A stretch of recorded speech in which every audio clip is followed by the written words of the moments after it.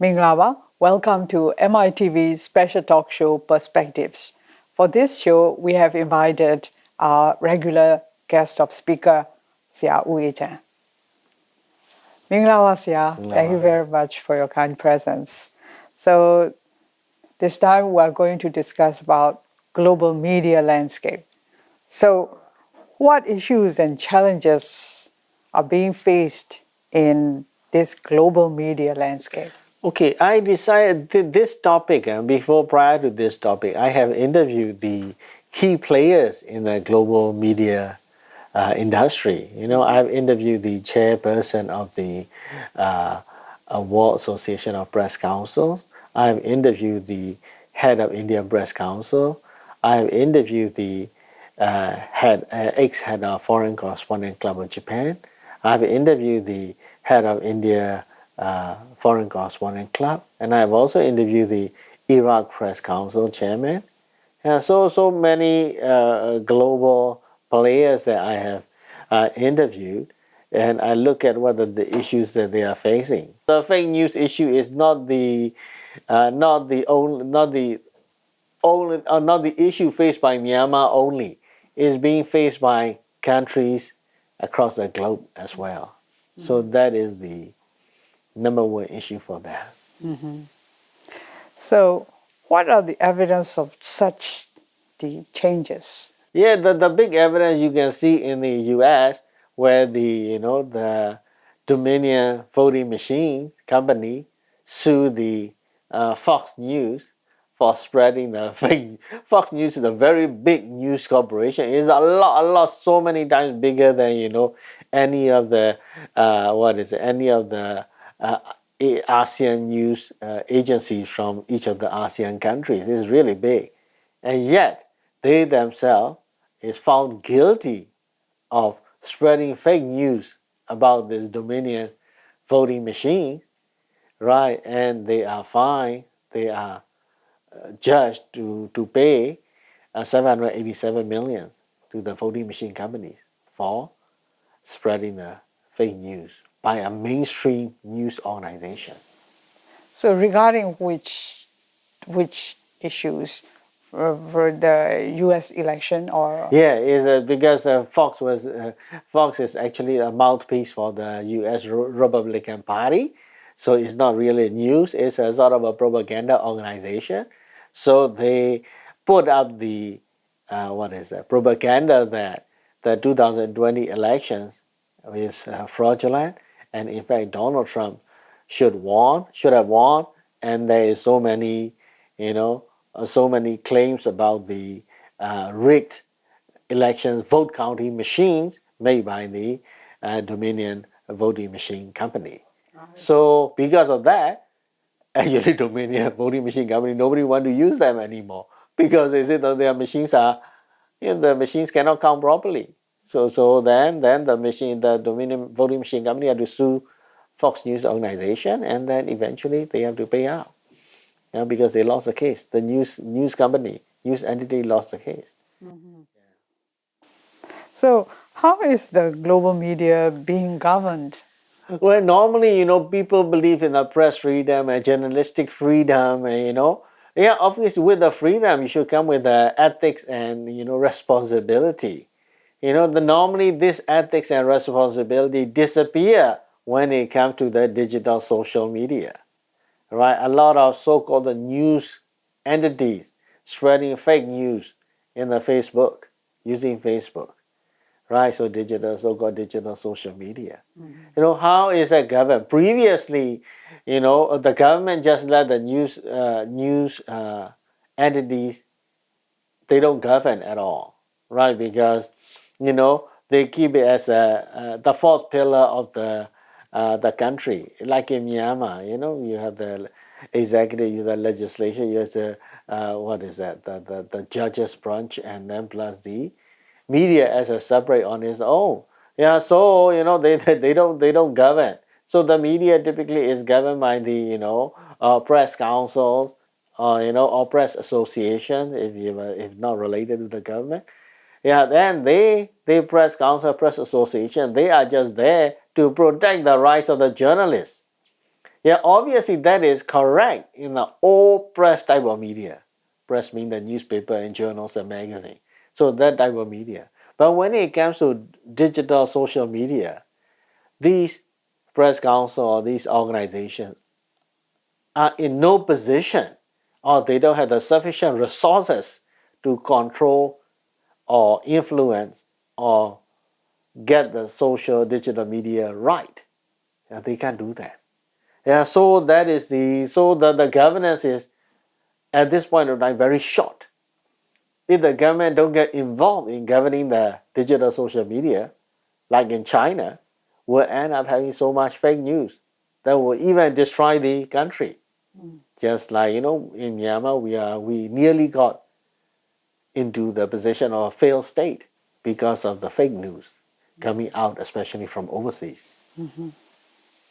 So, how about fake news being farmed out by so-called media outlets? Yeah, that especially happen in the happen outside of your own country of origin. It's very difficult to control. Even when I talk to the Indian Press Council, they even express that fake news about the Kashmiri region, things happening in the Kashmir. They are farmed out by people using the servers outside of India, which they cannot influence, and they have WhatsApp group in India. India use WhatsApp a lot. But in Myanmar, we use Viber. They use WhatsApp a lot. Yeah, WhatsApp group spreading fake news about what is happening out in the Kashmir region on a daily basis, and they are unable to stop that.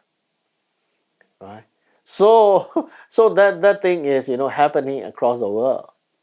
Yeah. So it is the fake news thing is quite dangerous and is a global issue which cannot be effectively handled by the press councils alone. So, how about our neighboring countries? Yeah, neighboring countries also, neighboring countries. If you look at our neighboring in the ASEAN itself, right, a lot of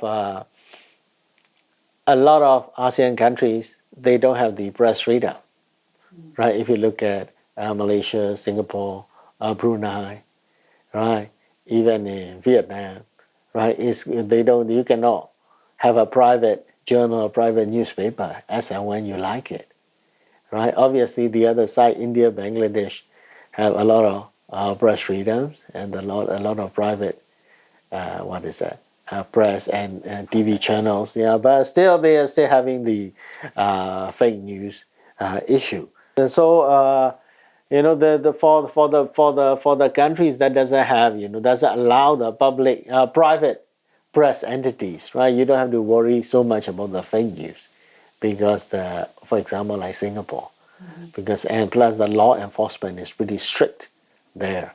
So you don't have to worry, right? So in the countries where they don't allow, they do allow private press or media sector, like in Myanmar, right? So then we have a lot of issues over the control of the fake news, and the government has to come in to get rid of people of the influence of the fake news. So, how prevalent are the fake news in Myanmar? Wow, that's a lot. That's a mountain of fake news. For every true news or every factual news, there are like 10 fake news coming out. But the issue with the fake news is, the people, you create a fake news. So a lot of people read and the fake news will spread. And when the true news comes, the factual news comes, nobody want to read, or people interest has died down. So in the people mind or people unconscious mind, the fake news got embedded. Facebook also is behaving like a media organization. Is very extremely one-sided because all the government channels, government pages, they had taken down. Facebook always take it down. All the opposition, all the terrorist pages, they keep it in the Facebook. Right, so that's not a fair reporting or fair organization at all. It's extremely biased. So that is the issue with the fake news in Myanmar, because it's the amount of fake news and the support by the Western media and the support by the Facebook on the fake news is so enormous that it's a fight it's like a David versus Goliath fight. Okay, so as previous week we have discussed about wolf warriors. So what do you mean by wolf warriors? A wolf warrior is a term given at the international diplomacy level, a term coined by the media, where they are referring to a competitive and very aggressive style of a diplomatic response or relations. Is now being adopted by big countries such as China and India. Yeah, so where you fight back on the misinformation very aggressively, and you fight back to the reporters very aggressively. Yeah, that is a wolf warrior style. So the role of wolf warriors and also the role of government. Well, the role of obviously wolf warriors these are essentially fighting on behalf of the government. So the government has to set up or encourage wolf warriors to fight on behalf of them, because otherwise government alone has to carry the burden of protecting the country.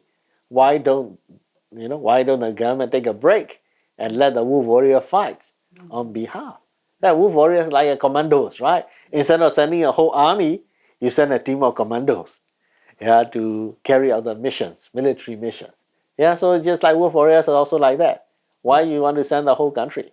You just send 5 wolf warriors, and then it will quiet down the international media. That's what China did. That's what India did. Right, so that's the important. And the other role of the government is the law enforcement. Right, as long as the law enforcement is weak, people will still do the bad things on the digital media. Right, if somebody say wrong things, totally wrong things, somebody trying to bring you down in the social media, but they don't get punished, what is the end result? They will do it again. Right, that's why in the previous weeks we talk about China. We always saw Chinese give a lot of attention to cyber governance, internet governance. The government must govern the internet. If not, the development doesn't match with the internet, and the development of the digital world will destroy the country, just like what we experience in Myanmar. That's why in the Scandinavian countries, Scandinavia means Norway, Finland, Sweden, media literacy is one of the curriculum in the middle school. And they teach the students on how to distinguish between the fake news and true news. So and we have to have some kind of a program as such. It can be part of the whole cyber governance program. Okay, and how important is the media in international relations? Obviously, Myanmar in this situation where nobody want to listen to Myanmar, and nobody want to mention the good news about, especially the Western media never want to mention any good news about Myanmar, is because of the media.